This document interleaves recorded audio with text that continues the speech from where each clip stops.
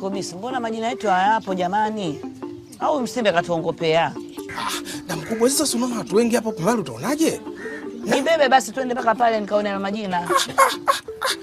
Na mkubwa. Sasa mimi nakubeba jamani.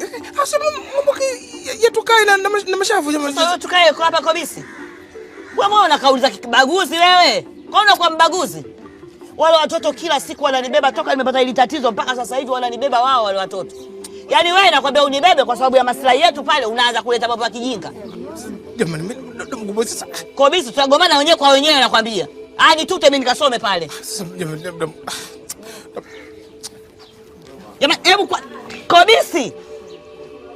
Utanikwanyua mkono bwana, unanivagua kaa nguo kwenye besaini kwa sababu gani? Sasa ndio mkubwa tulia basi tukubebe sasa. Wewe unataka kubebwa? Sasa ndio unikwanyue mkono mimi. Blaza. Sawa basi nisaidie hapo tu tumnyonyoe tumdoe pale.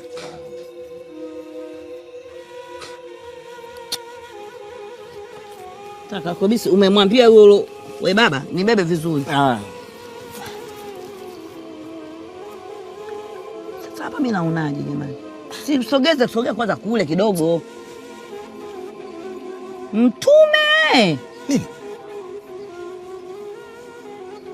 42,500 jina langu. Sasa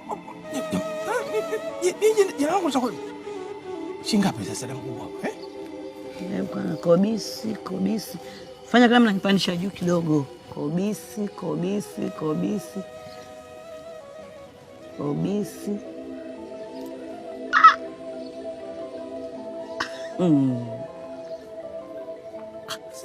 Sasa na 6,200 kwa mwezi.